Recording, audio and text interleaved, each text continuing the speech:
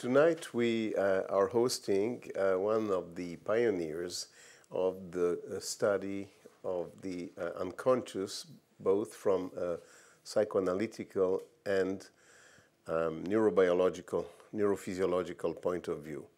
Howard Shevrin is a professor at the University of Michigan, Ann Arbor, and he was one of the first to approach the unconscious, the dynamic unconscious, the Freudian unconscious. We will ask him about what he thinks as a definition for these terms, but let's, for the moment, use the term Freudian unconscious, the one that is the object of psychoanalysis, with neurophysiological techniques. We're talking about the 50s already, possibly? Talking about the late 50s. Late 50s, with the emerging use of electrical recordings from the brain, in particular evoked potentials, and how these instruments were at the time were very new, were guiding the study of the unconscious. So what we will do tonight is have Howard share with us his testimony, have a historical perspective on a topic which is central to the goal and activities of the Agalma Foundation, which is to bring together neuroscience and psychoanalysis around the central question of the unconscious. So maybe, Howard, could you tell us how it all started for you? Well, it started, as you indicated, a long time ago when I was quite a young man. And almost from the beginning, when I encountered psychoanalysis, I had what I would call a skeptical fascination with it. Okay. Part of me felt that it could not be true, what Freud was writing. At the same time, I was fascinated with the way he wrote about it. And there is this one story I can tell you. When I was recovering in a hospital in England at the end of World War II, I went to the library in the hospital and I was looking through the shelves and I came across a translation of Freud's interpretation of dreams by Joan Riviere. Not a bad translation. And I started reading it, and they wouldn't let me take it from the library. It had to, nothing could be taken, and we had to leave it there. So I would come back every day and start reading, and typically I'd start reading and I'd become fascinated, and at some point I would slam the book shut and say, it can't be true. Okay? But nevertheless, I would come back until finally it was time for me to leave and to return to my outfit in Germany, then in occupation. The war was over. And I went back to the library one last time, and I stole the book.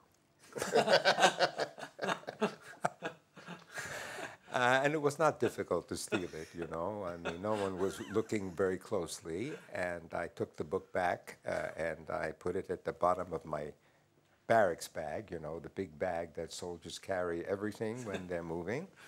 And again, I forgot about it. And then time went on. And finally, I was back home in the United States. I unloaded my barracks bag, and there was this book. And that was, you might say, the beginning. And it was symptomatic of what my attitude was, and in a certain sense still is. Okay? And that is that fascinated, skeptical, and challenged. And furthermore, I began to see that what I was reading as I got a little older, because when I started reading that, I was 19. Okay? I was 19. And so to allow myself to introspect was not easy, you see. And I realized after a year or so that I would not get anywhere with this unless I allowed myself to introspect, to see whether what he was saying resonated with what some of my experiences. And when I began to do that, my perspective began to shift. But at the same time, as it shifted and I became more intrigued, fascinating, and convinced there has to be something there. The other side, the skeptical side of myself, then said, well, but a lot of people are saying this can't be true, just like I said. So what are we going to do about that? And since I was trained and I had my PhD in time in experimental psychology and also in developmental, incidentally. Oh, okay. Yes. I decided that I would devote a part of my career to research. Okay, I always had clinical interests, but also research interests. So from the very beginning, you were both an analyst, a psychoanalyst, and... No, it took me a long time to become a psychoanalyst. First you were... Your PhD was in biology or... No, Experimental psychology. My PhD was, I would call it, it was a combination, as everything I've done is a combination. It was a combination of, at that time, of experimental psychology, social psychology, developmental psychology. Okay, the three fields. And so that's where it started. And then...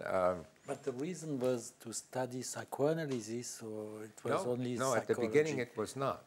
It was not. It was an idea in the back of my head, but it was not something that I explicitly said, this is what I want to do. That took a while to come, okay? And then I think one turning point came when I was given a postdoctoral fellowship at the Menninger Foundation. Okay. At what time in the Menninger? Because it was a very important place. Yes, yes. It was a time when it was really entirely psychoanalytic in its clinical and theoretical orientation. And it had many good people there, yes, many outstanding people. And many important in the history of psychoanalysis, important to the treatment development, of psychosis. yes. In fact, it was, in some respects, the center of ego psychology. With people like Rappaport, who was one of the leading thinkers in the field, and from whom I learned a great deal. Although it was not easy to learn from him, it was worthwhile. Okay. And so that's how I found myself more and more engaged in it. But it's interesting that my superiors, you know, I was on the psychological staff, I was not on the psychiatric staff. They were anticipating, because being analysts, they were not going to sit down with me and say, we would want you to become a psychoanalyst. That they wouldn't do. So they were waiting and waiting and waiting for me to indicate that I was interested, right? And it took a little while. And finally, I did express that interest. I was thinking of leaving after my fellowship, and then they came through with a very good offer for me at that time. And they accepted my plan to spend half my time in research and half my time doing clinical work. And that's how that career started. Okay? Which was quite unusual at the time? Well, there at the Menninger Foundation, there were a few people who were already doing that and doing it very successfully. They were models for me. Who were they? Well, there were people like Herbert Schlesinger, Phil Holtzman, Ehrenreich. There were a few people. And then for a time, you know, there was a number of outstanding people there who had moved on to Austin Riggs. And they were people like Merton Gill, for example, Margaret Brainman, all very capable, very smart, and very impressive people. And so I, whenever possible, I learned as much as I could from them. And they were eager to teach. Okay? They were interested in having people learn what they were doing and perhaps interest themselves in it. But I think from the beginning, they might have been a bit disappointed in me because unlike their direction, which was almost entirely clinical and theoretical, okay? I, on the other hand, was clinical but experimental. And some of them didn't quite understand why I was doing that. Was there a resistance from I had the same question Okay, so immediately, because still today there is some resistance to do research and empirical research in the field of psychoanalytic treatment. Yeah, they were doing empirical research in the general sense of it, and it was very good research. what kind of empirical research were they doing? Yeah. Okay. There were, for example, there was the rather ambitious undertaking of the Menninger psychotherapy research project, which had tremendous support initially from the Ford Foundation, the first such support that Ford had given, something like. Somehow validate the clinical impact of psychoanalysis? Was that the goal of the... No, the goal of the research was to respond to the criticisms that that one had to go beyond case histories, even though case histories were important. One had to go beyond the anecdotal, and one had to really do a formal research on psychotherapy and psychoanalysis. But it was... Research about the process of research about, not so much an emphasis to begin with on the process, but whether or not it was successful. Exactly. For the evaluation of the whether it cured people, whether people benefited from it, okay? And that was a very ambitious undertaking, and it went on for quite a few years. The person who really was in charge of it was Robert Wallerstein, a good friend of mine, and he wanted me very much to join that project, okay? But I was very reluctant to do it, and I was reluctant to do it even though I knew it was not quite the political thing to do, because all the big people at the foundation were in one way or another involved in the Menninger Foundation psychotherapy research project. And that is that I felt that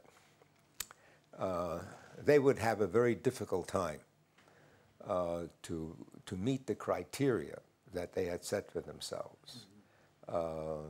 And to some extent, I was wrong, okay, that they worked very hard and they did some things quite successfully.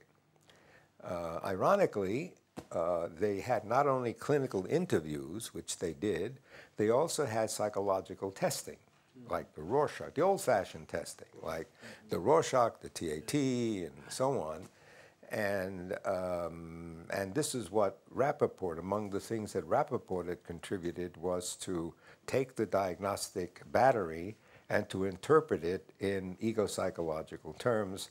And there were some good friends of mine who were involved in that, and they too, along with the psychiatrists, would make predictions on the basis of the tests, predictions how the person would be at the end of treatment, how the person would be at follow-up some years later. And as it turned out, that the testing was much more successful in predicting successfully than the psychiatric interviews. Okay? And I saw that as an indication that that the testing was in fact based very closely on the theory, okay? Whereas the psychiatric interviews were only loosely based on the theory, okay? And so I concluded that one had to be very carefully concerned with how the theory entered into the development of the research. Yeah, otherwise it's a bit self-referential. Yeah, you're still in danger of that bête noire, circularity. Exactly. That you see. Exactly. You see what you want to see, exactly. And you can kid yourself. That's every clinician's nightmare, you know. And so yes. You took the path of experimental research. That's right. With which tools then? Well, at that point, you know, there was already a great interest in a number of places, like at New York University and some in England as well, at Austin Riggs. There was an interest then in subliminal research, which was just beginning to grow. A very important man in my research career was Charles Fisher at Mount Sinai Hospital. I don't know if that name means anything to you. He was already deeply involved in doing subliminal research based on the Petzl procedure, where you flash complicated pictures, and you then saw what of the pictures would appear in the dream the next day, which had not been identified earlier in the picture. And he did some very, very good research, although from at the beginning, from a point of view of experimental design, they suffered quite a bit. They were loosely designed experiments. And he and I hit it off, and it was with him that I did the first sleep dream study, okay? Because he, at one... Can you tell us very briefly about these early experiments that you did? Yeah, that I had already done a number of studies. I had already done some event-related potential studies. Maybe can you tell for the people who are listening to us what an evoked potential is? Yes, yes. Very briefly, the language of the brain is bioelectrical physiological, and the brain produces a good deal of electrophysiological activity, which is really part of how the brain communicates from one part to another and responds to what's going on in the world around and what's going on inside the person. And these electrophysiological events can actually be picked up by having metal scalp electrodes placed on the skull, and they will pick up the surges of electrophysiological activity. It's rhythmic, and it is responsive to a stimulus. So, for example, if you flash a light, you'll get an event-related potential in the back of the brain where the visual signals are first received, and you can then present different kinds of visual stimuli, and the brain will show you that they are different. And that really captured my imagination. In fact, it started in England with a man who, in a very primitive way, simply photographed a second's worth of EEG multiple times as a flash of light was delivered to the person, okay? And then he had the seconds of response of the EEG superimposed, okay? As primitive as you can get, right? And what emerged was not primitive. What emerged was where there was something that went on the same time, you got what indicated what looked like a wave. On the other hand, all the other parts of the EEG, which were different from time to time, canceled each other out. So after about 50 times, 50 flashes, you got a wave. And that fascinated me, okay? And I saw... How did you see that this could have something to do with the unconscious? Oh, well, I said to myself, I was a little more than a teenager, right? So it's not easy to imagine anything. Okay. No, it's... The problem was not to imagine so much. Okay. No, I was very seriously interested in it because it seemed to be something that it was a brain response. Clearly something was going on in the brain. And that furthermore, it seemed to have some correlation, some relationship to what was coming from outside, okay? Now, these were all superliminal studies, mind you. But I, as I said, already been doing a great many subliminal studies, as had Charles Fisher. Now, Charles Fisher had already shifted from subliminal research to sleep dream research. Okay, he was one of the pioneers in sleep dream research as well, and I learned about what he was doing. He discovered the erection cycle. Okay? Oh yeah. It's often overlooked, but how much more appropriate than for a psychoanalyst to discover the erection cycle, right? And so when I learned about it, we talk. I said one day to Fisher, I said, listen, why don't we put the two methods together?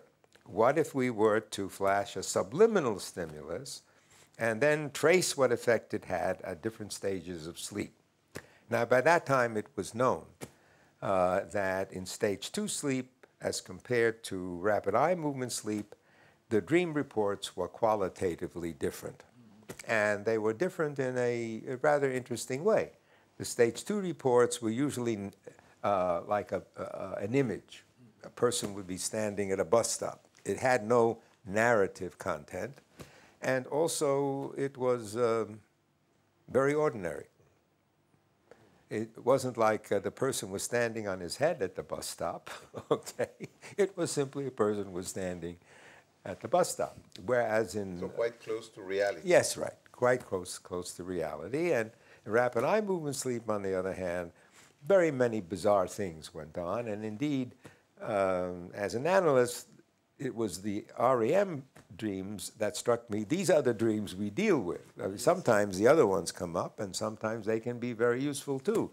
But for the most part, they were like the REM dreams. And of course, what was the case, as some other research showed, is usually the dream that the analyst deals with is the dream that is dreamt just before waking and in the last rapid eye movement point.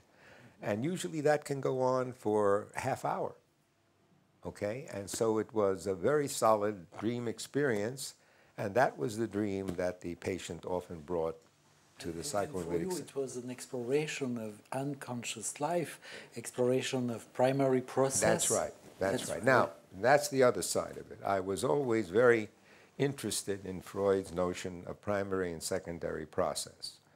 And again... Maybe, sorry to interrupt, Howard. Yeah. Maybe could you just summarize, in your view, the difference between primary and secondary process, or Freud's view? Yeah, Freud's view. He changed from time to time, as all things did with Freud. But basically, it was that we had two modes of thought that all of us experience. And to put it in the simplest terms, one form of thought is the one we rely on quite heavily, and that is the more rational, reality-oriented mode of thought. But also the other mode of thought also is present and influence us, and we find ourselves expressing it, is on the face of it irrational. We make irrational jumps. Often we see those very, very apparent in dreams. For example, a figure in a dream can be two people at the same time. Now, logically speaking, that violates the law of identity, a fundamental law of rational thought. An A is A and not A. It cannot be A and not A at the same time. But in dreams and in other mental events, it indeed can be A and not A. So clearly there were forms of thinking that were, on the face of it, irrational.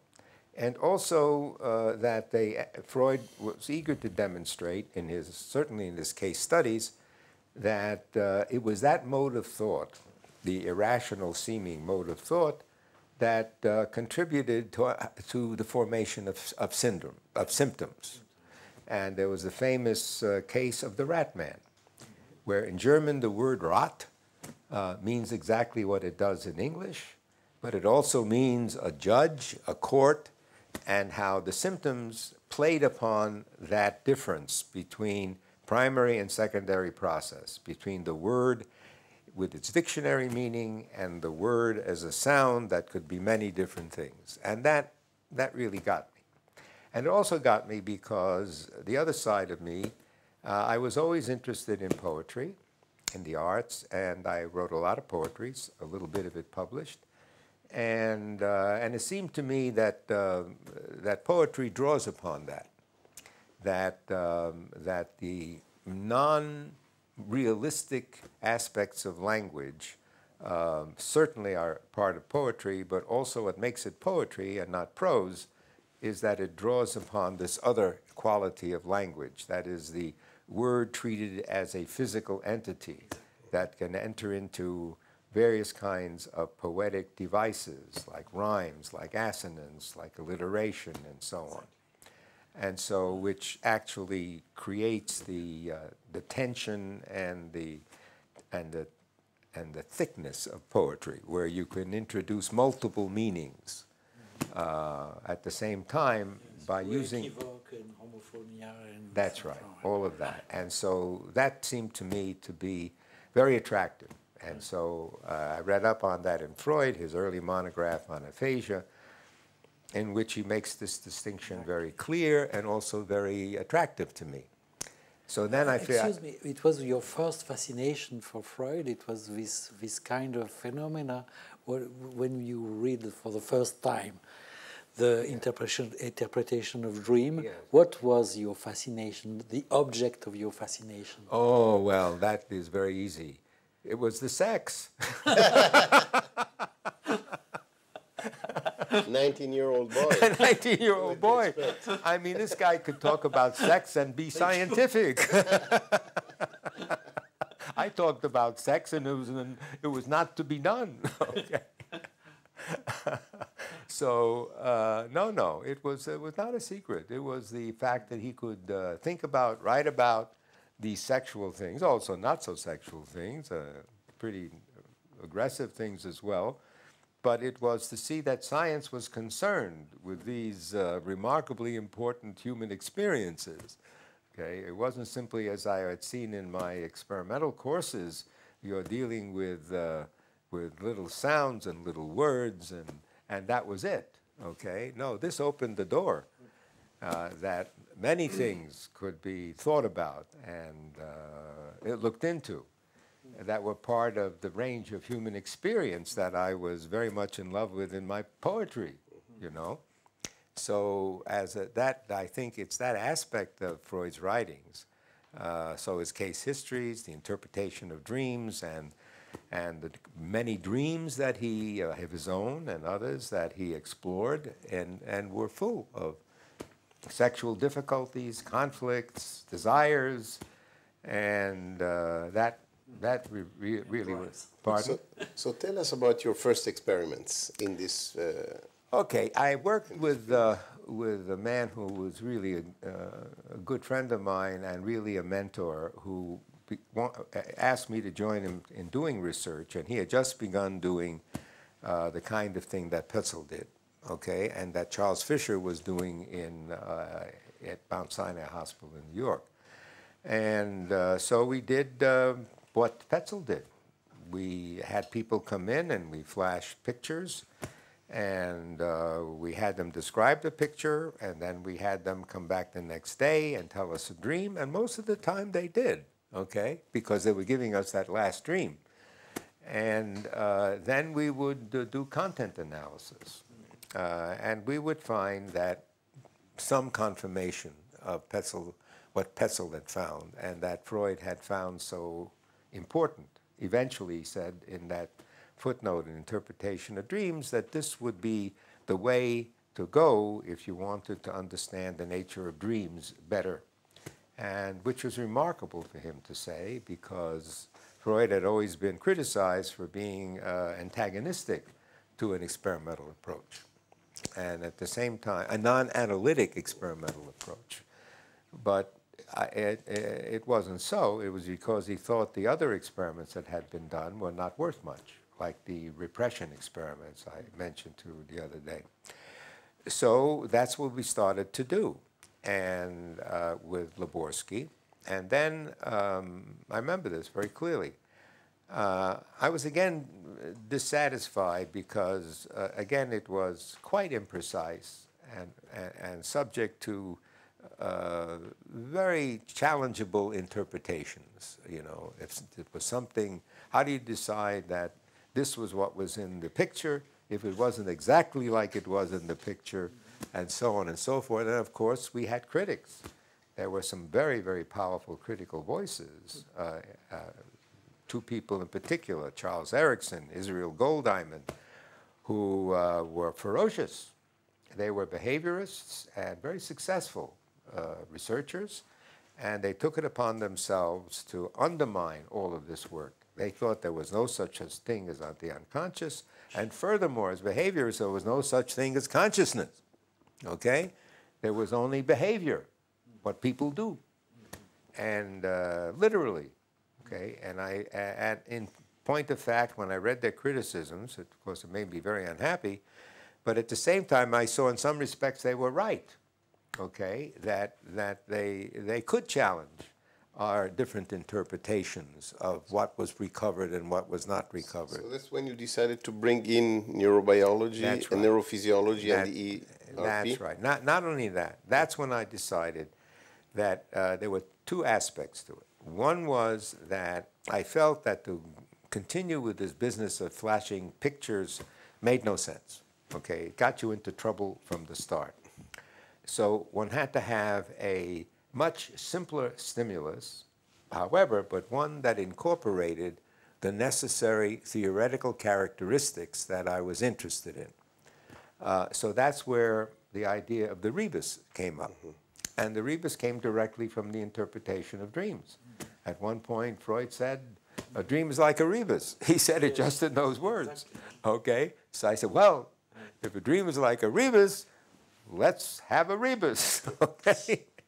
So it wasn't too hard to create these rebuses, and I started working with them. What I liked about it is that it incorporated in one simple stimulus the two important levels of Freud's idea as to the primary process and secondary process character of language. So that on the one level, if you had this picture of a pen pointing at a knee, that it was simply that, a pen pointing at a knee, and that was the secondary process. But on the other hand, if you responded to it at some level as a representation of the sounds of the items, like pen in the English word pennant, or knee like in the English word neither, that now you had shifted to this other level. And so I said, well, and then furthermore, you could look to see if the condensation, that is the word penny, emerged, which had nothing at all to do with a pen and knee, and also then would have its own associations, which began to look to me sort of parallel to what happened with the rat man, okay? That when he went off on the track and into real rats, okay, he went off and there were many things that came up which turned out to be fascinating and ugly, you know, like you remember about the rats, the Turkish torment that he had the fantasy of, that he would be punished by having some kind of cask placed on his head, and inside there would be rats, which he got from reading about Turkish tormentors. It did it to people in the war. And so I said, look at this. It starts out with his talking about a judge, which was his father, basically, and he ends up with rats eating him alive, okay? And the way he got there, okay, was through this kind of secondary to primary process transition in language. So I said, maybe the rebus would work that way too. And fundamentally, I felt that, and this was the other important point that Freud made, and that is that this other level, this primary process level, was far more characteristic of unconscious thinking, unconscious processes, than of conscious. Not that they were exclusively different, but they were sufficiently different that more likely, if the subliminal effects were there, they would be more of the primary process. So can you summarize in simple terms what the results were? Yes. The results were very encouraging. And that is when I did that, and we did a total of about a dozen experiments, all of which were published. In those days, one didn't have any trouble in publishing in good journals, and what we found was what I just described, and that is that, and the other. Let me mention the other important thing that I did. I was also very concerned about what kind of response one elicited from the subject. The usual way was to ask the subject, tell us about the dream you had last night. Okay, that was the Pestle procedure. And I felt that that's not the way it happens in an analysis. You know, the person doesn't come in and you say, tell me about that dream you just, you know. And you could do it, but sooner or later, you sat back and let the patient take over and to say all the things that, free associate, say all the things. And it was the free association that opened the door, rather than if the person were just simply responding to a particular reality. The dream is a reality. So you can come in and you can talk about the dream until, as we say in English, the cows come home. But it would lead nowhere because you were using the wrong response. So what I did was I then devised this very simple free association response. I simply asked people to say all the individual words that came to mind, whatever they were, and not to try to censor anything, but to simply say it. And they went on for about 4 minutes, and they were tape recorded. And that was very important, because it was the free associations that showed the effects, okay? And to this day, okay, I keep telling people in the field of subliminal perception, you're using the wrong response. Okay? And, but of course they look upon free associations as soft. But what I told them was, you can be as hard as you like with the free associations. You don't have to simply... What is your definition of free association? Because it's a very difficult concept. Finally. A good question, a good question. Now you know that analysts have changed in their view. There used to be a time, and I remember some of my early teachers would in effect talk about how they would, like Freud did, they would have the patient free associate to every part of the dream, right? And free associations was interpreted in a very strict way. And of course, to do that in a treatment situation is again to narrow the patient's focus. And treatment, it had to be different. And I think right now, and certainly as I practiced, that I didn't ask the person to free associate. I simply listened as carefully as possible with as little interruption to what they themselves would begin to talk about. And then one would, perhaps from time to time, as you felt certain things were beginning to emerge and you wanted them clarified, to ask a patient a question or two. So the free association process is still there, but it is not treated in a, how shall I say, in a rigid way, okay?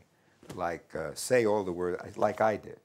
But that was one of the constraints I had to use as an finally, to use the dream, Pardon? to use the dream as to open the process of free association. That's right. That's right. And then not to analyze the meaning of the dream. Yeah, that was what would happen clinically, okay? But I was not treating the person. I was simply interested in finding out if I adapted the free association process in that rather systematic way. I was giving up a great deal, but at the same time, I felt that I still had enough of what was valuable, that the hypothesis that it would be in the free associations that the rebus effects or the primary process would emerge. And that's what happened. So you saw particular electrophysiological signatures for when you were activating the primary process with rebus or free association compared to other signals that you would detect when you were tapping into the secondary process. Yeah. In fact, early on, it really surprised me, and what happened was that, and I replicated this 3 times in those early studies, that when I correlated the secondary process characteristics, responses like pen and knee, leg, ink, things that were clearly secondary process, associations to the items themselves that were real, that they were correlated with an early ERP component that now is considered to be related to attention, the N100, for example. I had no idea it was an N100. In those days, we said BC, you know, we had no idea of these things. On the other hand, when I correlated the rebus effect I had noted that in the event-related potential, about a second after the stimulus had been presented and you got the initial waveform, that there was a rhythmic event, and the rhythmic event was in the alpha range. And in those days, we didn't even have a way to measure it, okay?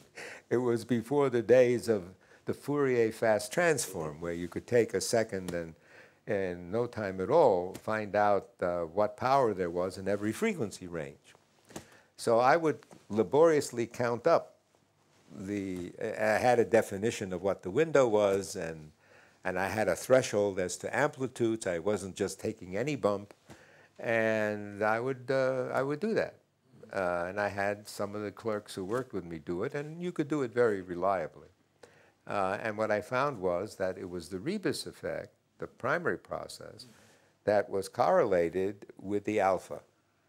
And the secondary process was not. It was a double dissociation, in other words, as we say experimentally, and that is that it was the secondary process that was correlated with early amplitude components around P200, so on, whereas the rebus effect was not. And on the other hand, the rebus effect was correlated with the later alpha, and the secondary process, the Penn and knee associations, were not correlated with it. And that was the first indication that maybe the event-related potentials could help out with something that surprised me, that would discriminate between these two events. Now, I'm still trying to figure that one out, okay? Yeah. Well, that was a seminal observation, of course, and Yeah. we're now getting to the end of this discussion, and maybe we could focus on a couple of issues. And the first one is, you say you're still working on this seminal observation. Now, if you you could do your dream experiment, if I may say so. In other words, you said, okay, you can have, imagine even a tool that does not exist yet, or maybe something that exists and you would have unlimited funds. What would be the experiment you would like to do now? Yeah. Well, to materialize a brain activity that corresponds to the primary process. okay. What I would like to do, you know, I talked the other day in Lausanne about the experiment in which I tried to combine the theory, the clinical side, and the brain activity. And there's one limitation in that, from my standpoint, in that experiment. And that is, there's nothing that I could do in a systematic way that I, at least at that point, thought of. Can you tell us just in 2 words about the experiment? Yes. The experiment was to actually try to see with, you might say, real live patients, not subjects in an experiment, but people who were suffering from a clear-cut psychiatric symptom, in this case, social phobias, and who were interested in getting treated, and then to do what I would call is not a treatment as yet, but a in-depth psychodynamic interview, okay? And for 3 or 4 sessions, in which we would elicit a history in depth, in which we would get a full description of the symptomatic experience, in which we would actually take advantage of any kinds of transferential issues that would emerge.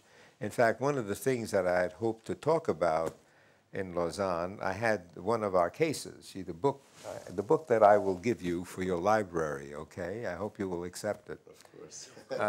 In it we really, I thought, did an excellent psychodynamic evaluation. And that was the fundamental material that we then used as the basis for extracting the stimuli that we would use in the subliminal experiment. And the stimuli were words. The stimuli were the subject's own words. That related, that you knew, they related to their symptomatology. That's right. And So that it was idiosyncratic for each subject. had different words for every subject. Exactly. You're working with patients. The other studies were with No, subjects. non-patients. Not patients. Non-patients, no. And is it easy to find patients? Or Well, there are patients also who- resistance? There are patients from psychoanalysts. These are patients who were referred to us from different sources. Most of them were students at the university who would come to the student health service. The patient that I think is is the easiest to appreciate how remarkable it could be. He was suffering from a public eating phobia, okay, that started when he was sitting with his friends in the dormitory cafeteria, and his friend had brought some fish to the table, and the friend cut open the fish prior to eating it, and the patient experienced that as if some horrible, revolting odor had arisen from the fish, and which was not corroborated by the other people. They don't seem to be bothered by it. And at that point, he felt he was going to vomit, and that he broke out into a cold sweat. He felt his heart beating rapidly, and he had a tremendous state of anxiety. And the one thing he knew, he had to go out. He had to leave that place, which he did. He ran out of the cafeteria, and as soon as he crossed the threshold, he reported that all his symptoms disappeared. This is so remarkable, you know, clinically. Everything disappeared. And he, you know, he tried to think, oh, it was just one accident, who knows. But it kept on happening. And so then eventually he went to see a psychiatrist. Psychiatrist knew about our research and said, would you like to take part, et cetera, and he agreed. That's how we got our referrals. Now, when he was sitting with me, and I interviewed him, when he was sitting with me and telling me about his life and his history, there was one dream that was remarkably important to him.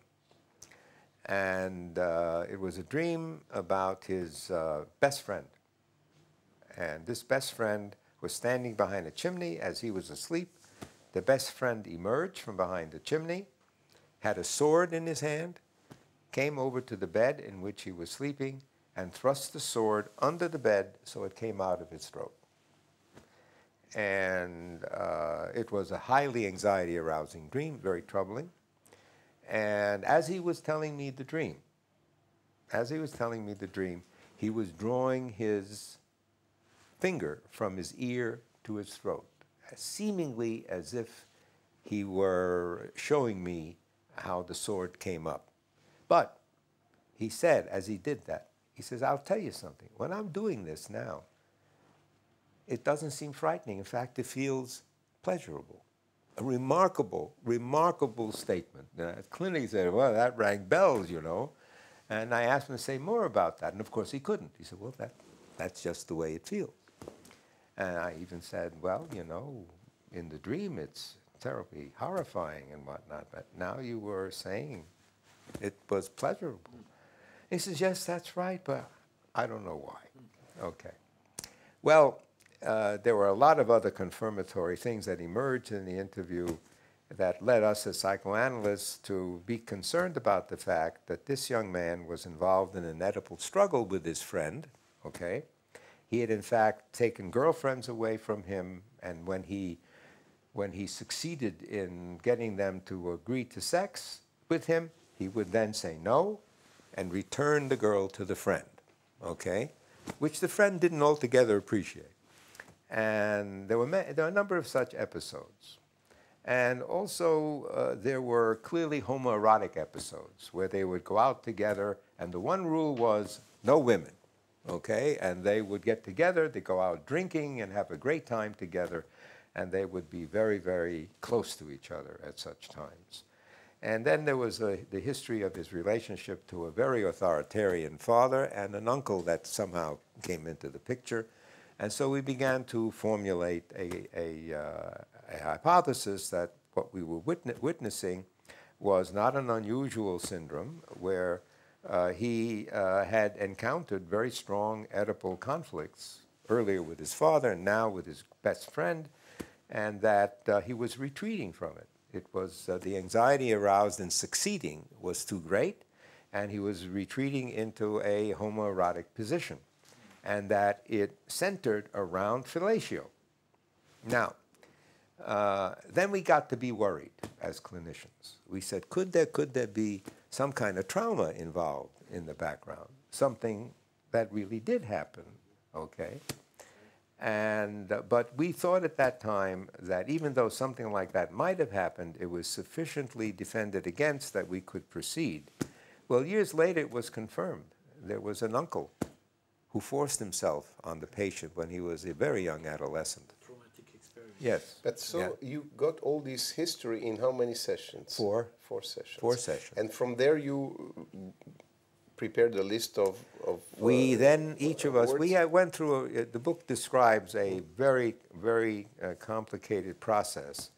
It's called the Dalkey method, how experts can maximize the usefulness of their expertise. Can you remind us the title of your book?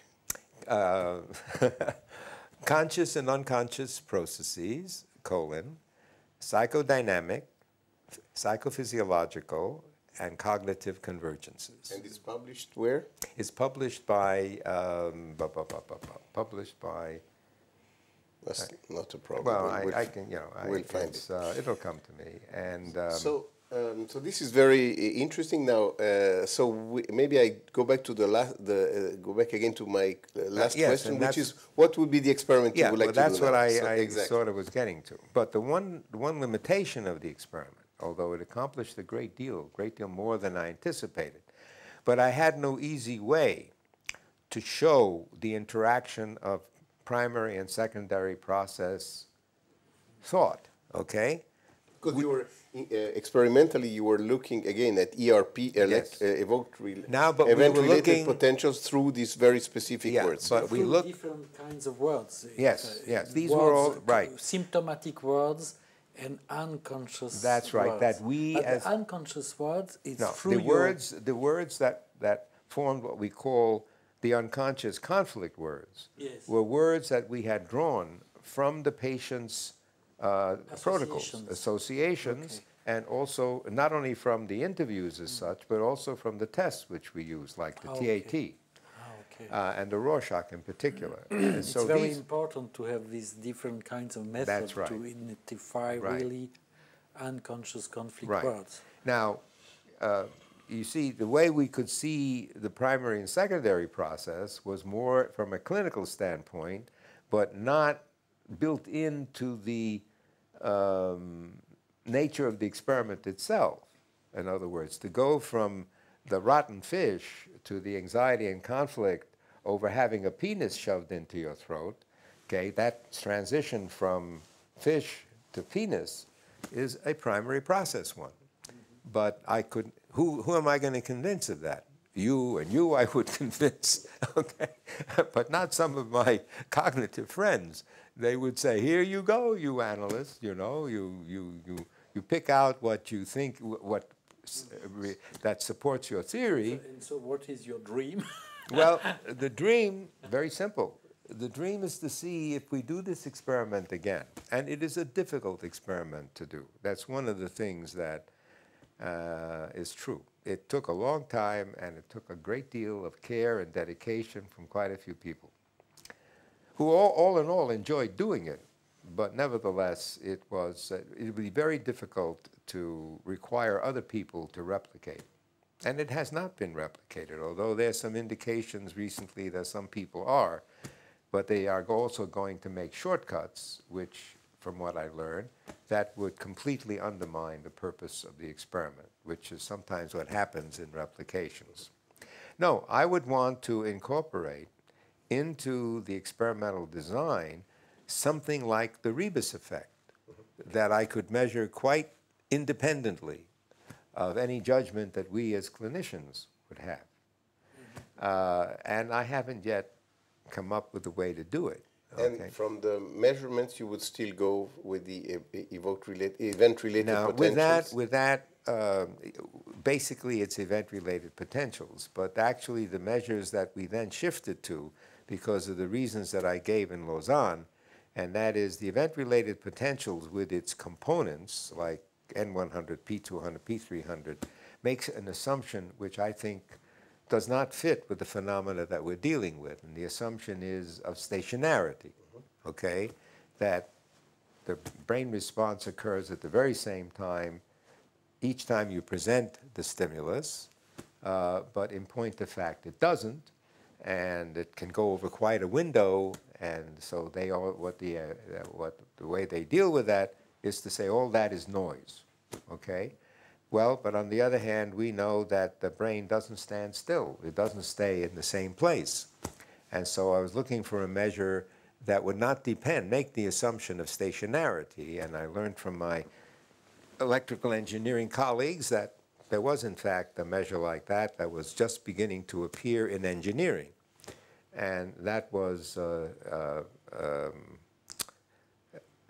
time-frequency features, where you took every 4 milliseconds, you measured a frequency, and then what you did was, and it's a complicated procedure statistically, but it's not difficult to do, and that is to end up selecting a number of features, the number of features depending on the size of your sample. So in our case, the number of features was 5. Okay? To select those 5 features, which together did the best job of classifying the words in the right category. Okay? The words that had been presented subliminally and supraliminally. And that worked. Okay? The time frequency features worked. And in a pretty nice way. And it made good psychological sense and psychodynamic sense to me, because what you were looking for was a pattern of frequencies that it could occur at any time. You see, it didn't have to occur at the same time all the time. And so that, I think, and since then a lot of people have been... I know, yeah, that's become a very... very common, popular, because very popular. they also were dissatisfied with the assumption of stationarity.